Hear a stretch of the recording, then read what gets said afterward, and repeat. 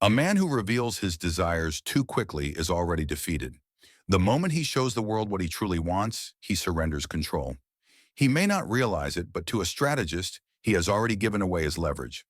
Machiavelli understood this centuries ago. The clearer your ambitions are to others, the easier you are to manipulate.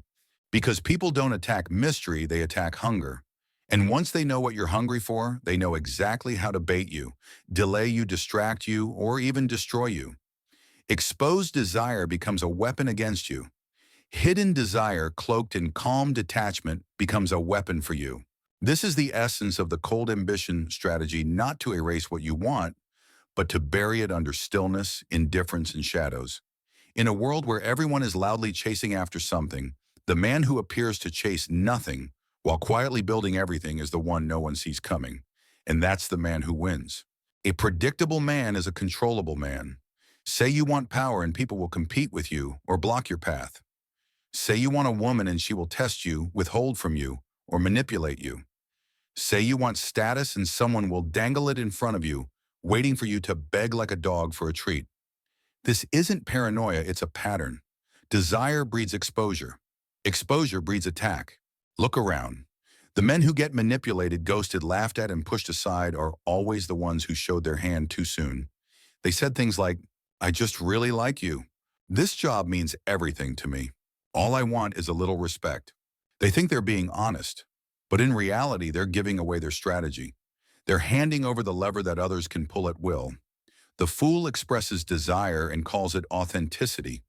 The strategist cloaks desire and calls it power. You've been told that if you want something badly enough, the universe will give it to you. That expressing your desires makes you brave, admirable, even inspiring. But Machiavelli would call this suicidal. The world doesn't reward those who want. It rewards those who look like they need nothing. Because the one who doesn't need can't be bribed. The one who doesn't need won't beg. The one who doesn't need can walk away at any moment. That's what makes him unshakable in every negotiation, every relationship, every power struggle. Think of the difference between a man who walks into a room desperate for approval versus a man who walks in as if he already owns something no one else can see. Who gets attention? Who gets respect? Who gets obsession, envy, and whispers? It's always the man who wants nothing yet somehow gets everything. Machiavelli would tell you, hide your fire beneath ice. Never let anyone see the flames directly, only the faint glow that escapes the cracks. That way they feel the heat without knowing its source, and they never know how much power you truly hold. This is the paradox of cold ambition. You still want power, success, relationships, wealth, all of it. But you move with such calm indifference that others can't tell if you even care. And in that uncertainty, they hesitate. They underestimate. They miscalculate. That's where your advantage is born. Because people expect desperation. They expect eagerness. They expect to see thirst. So when you show none of it, you scramble their expectations. You confuse them. And in that confusion, you become unpredictable. This is why restraint is more terrifying than aggression. A man who shouts his goals can be measured. A man who sits silently while others boast is impossible to read. And the unreadable man is always feared. Think about it in real life. A boss interviews two candidates. One begs for the job, explaining how much it means to him. The other calmly states his value, then makes it clear he'll walk away if it's not the right fit. Who holds the power? The desperate man is chained by his own desire. The detached man is free, and freedom commands respect. Or imagine in dating. One man showers a woman with attention gifts, compliments, telling her she's the center of his world. The other treats her with warmth, but never overinvests, never reveals his full hand. She becomes curious, even obsessed, because she can't quite figure him out. That curiosity is power. It flips the dynamic from chasing to being chased. Machiavelli's genius was that he saw human desire as a battlefield. The one who hides his weapons, the one who hides his hunger, always wins against the one who exposes it. Here's the formula. Terrifies. Conceal your true ambition. Reveal only fragments, never the whole. Let others believe you want less than you actually do. Strike only when your target can't defend themselves. By then, it's too late for them. You've already positioned yourself beyond their reach. This isn't about being dishonest. It's about being strategic. You don't tell the world what you're building. You let the world see it once it's unshakable. And by the time they notice, you're untouchable. Machiavelli would whisper, "Want everything, show nothing." The men who rise the fastest are not the ones who shout their goals from rooftops. They're the ones who move like shadows, so quiet, so restrained, that no one notices until the crown is already on their head. That's the power of concealment. Machiavelli taught that the appearance of indifference is more commanding than raw desire. People instinctively give more to the man who seems not to need it. Why? Because human nature craves validation. If someone appears detached, others feel compelled to prove their worth to him. The less you chase, the more they chase you. This is why cold ambition doesn't look like striving. It looks like patience. You don't rush. You don't announce. You don't grasp. You let others believe you are content, even uninterested, while you quietly place each piece of your strategy into position. Then when the right moment comes, you strike with precision. Consider the court of a king. Nobles who beg for influence are given scraps. But the one who seems above it all, the one who moves with calm distance, becomes intriguing. The king himself begins to wonder, why doesn't he beg? What does he know that I don't? And so the crown tilts in his direction. Or think of business. The entrepreneur who flaunts ambition is swarmed with competitors, each one eager to block him. The one who keeps silent builds quietly and hides his true scale. Until it's too late, he's the one who disrupts markets overnight. Everyone else is left wondering how they didn't see it coming. Cold ambition also works in personal dynamics. A man who shows no desperation in romance, no overeagerness in friendship, no clinginess in social circles, he becomes magnetic. People are drawn to him precisely because they cannot fully read him. Mystery creates attraction, scarcity creates value. But concealment isn't passive, it's active. You deliberately control what others see. Sometimes you show strength, sometimes you hint at weakness, sometimes you vanish. Each move is chosen to keep others off balance so they never fully grasp what you're after. Machiavelli would call this the art of shadows. The shadow does not reveal itself in full light. It appears only enough to remind people it's there, unreachable, untouchable, shaping the edges of their perception. The lesson is simple: never let your hunger be your leash. Hide it behind calm eyes and steady movements. Desire in silence, build in secrecy, and reveal only when victory is inevitable. Because the man who looks like he needs nothing eventually receives everything. Machiavelli knew that the greatest battles are won long before the strike. They're won in the waiting and the patience, in the way you hold back when others rush forward. This is the law of timing. Cold ambition doesn't just hide your desires, it teaches you when to reveal them. Impatience is the enemy of power. Most men can't sit still. They feel desire and rush to satisfy it. They see an opportunity and leap without calculation. And in that haste, they reveal their hand, burn their energy, and leave themselves exposed. The impatient man may win the day, but he never wins the war. The Machiavellian mind is different. It watches, it measures, it lets others make the first move knowing that their eagerness will betray them. When a rival lunges too soon, he exposes his weakness. When a woman tests too early, she reveals her insecurity. When an enemy attacks in haste, he shows his blind spots. All of this becomes fuel for the patient strategist. Patience is not passivity, it is control. It is sharpening your weapons while others swing wildly. It is gathering information while others exhaust themselves. It is standing so still that your silence becomes unbearable to your opponent until they make the mistake you were waiting for. Think of a negotiation. The one who speaks first often loses because he shows his hunger. The one who stays quiet forces the other side to keep talking, keep offering, keep revealing. Silence buys leverage. Stillness buys clarity. Or think of empire building. A ruler who expands too quickly burns resources and breeds rebellion. The one who waits consolidates and moves only when the timing is perfect. He is the one whose empire endures. Even in personal life, patience flips dynamics. The man who doesn't rush to reply, who doesn't instantly seek validation, who waits before acting, he creates gravity.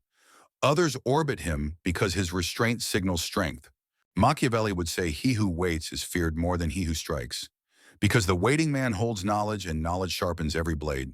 The lesson is clear: don't reveal your hunger and don't rush your hand.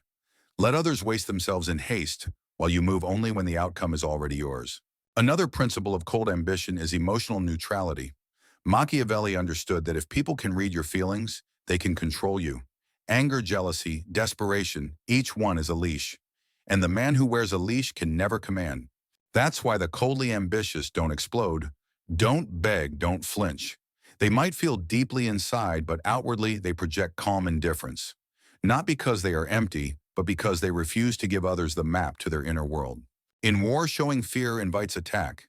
In politics, showing anger gives opponents leverage. In relationships, showing desperation flips the balance of power. The more emotion you reveal, the more predictable you become. Predictability is weakness. But here's the paradox: emotion is also a weapon if you choose when to display it.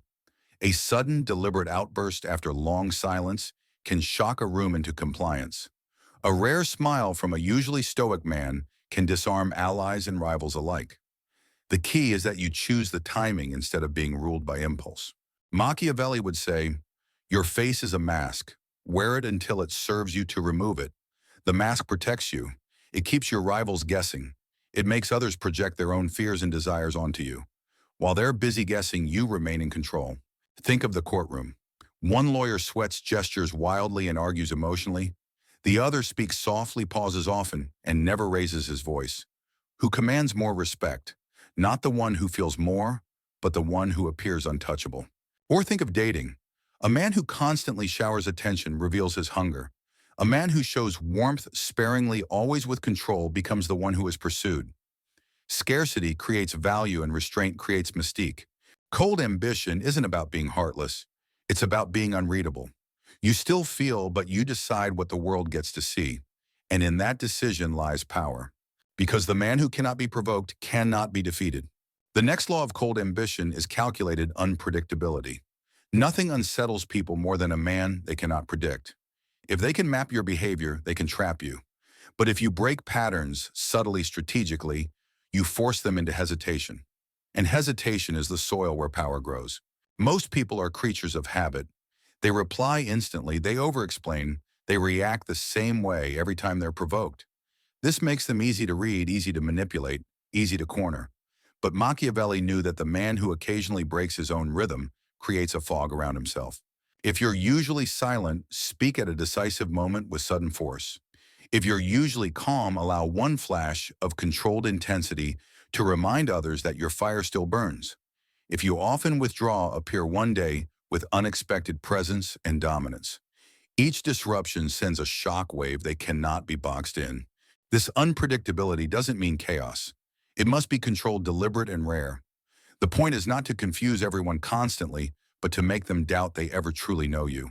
That doubt itself becomes your shield. Think of politics. A ruler who always acts gently is taken for weak. A ruler who always acts harshly is predictable. But a ruler who shifts between mercy and ruthlessness at chosen times keeps everyone cautious. No one dares cross him because no one knows which version they will face. In personal dynamics, this principle is just as powerful. If someone believes they can push your buttons, break the pattern. Stay calm where they expect anger. Withdraw where they expect chasing. Surprise them by doing the opposite of what they counted on. Their entire strategy collapses. Machiavelli would say a man who can only be one thing is already defeated. But the man who shows he can be many things, calm or fierce, generous or merciless, present or absent at his own choosing, becomes untouchable. Because unpredictability forces others to calculate endlessly while you remain free to act. And the man who makes others calculate always controls the game. Another law of cold ambition is the power of absence. Most men think influence comes from constant presence, always speaking, always posting, always reminding the world they exist. But Machiavelli understood the opposite. Presence creates familiarity, absence creates weight. When you are always available, you become common. People stop noticing, you stop valuing you. But when you deliberately step back, when you vanish from the conversation, from the room, from the stage, your presence starts to grow in people's minds. They wonder, where is he? What is he planning? Why is he silent? And in their wondering, they give you power. Absence is not weakness. It is a calculated withdrawal that makes your eventual return an event. The man who speaks rarely is listened to more closely. The man who appears sparingly is seen as more important. The man who withholds himself becomes more desired because scarcity creates value. In politics, this is why leaders who don't comment on every issue appear stronger. Their silence makes their eventual statement feel like a decree. In business, this is why the entrepreneur who builds quietly, then emerges with a finished product, dominates the spotlight while others burn out with noise. In relationships, this is why the man who doesn't text constantly becomes magnetic. The mystery of his absence feeds curiosity and intrigue. But there is a balance. Too much absence and you become irrelevant. Too much presence and you become ordinary. The Machiavellian approach is rhythm appear just enough to remind the world of your existence, then retreat just long enough to make them miss you. Absence also reveals truth. The people who crumble in your silence, who chase, who panic, who overcompensate, they expose their dependency. Your absence becomes a test, and their reaction becomes their confession. Machiavelli would say presence impresses, but absence commands. Because when you're not there, they still think of you. And when you return heavier than before. The final law of cold ambition is the art of the ending. Machiavelli understood that people rarely remember the beginning of an encounter and often forget the middle. What lingers, what defines the story is how it ends. Whoever controls the ending controls the memory. This is why you should never leave a room, a conversation, or a negotiation in weakness. Even if you struggled, even if you were pressed, even if you lost ground, if you close with calm strength, that is what people will carry with them. The last impression rewrites everything that came before. Think of a debate. One side shouts, argues, and overwhelms with noise. The other waits, and in the final moment delivers a single sharp line that silences the room. The crowd doesn't remember the shouting, they remember the silence that followed the last word. Or in personal dynamics. A rival insults you expecting you to retaliate. Instead, you end the exchange with a faint smile, a quiet "we'll see" and walk away. He may think he won in the moment, but everyone else remembers who had the discipline to end it on his terms. That memory works in your favor long after the words have faded. Machiavelli knew the power of restraint here. You don't need to dominate every second, you only need to dominate the last second. You don't need to win every argument, you only need to win the final impression. That's what history records. So let others scramble for quick victories, desperate to win every small battle. You save your strength for the close, because the close defines the narrative. And this is the essence of cold ambition. You hide your hunger, you mask your emotions, you control your timing, you bend others with absence and unpredictability, and when the moment comes, you end on your terms. That is the mark of the strategist. That is the Machiavellian path. Machiavelli would whisper his last reminder. It is not the first move, nor even the best move that decides the game. It is the last.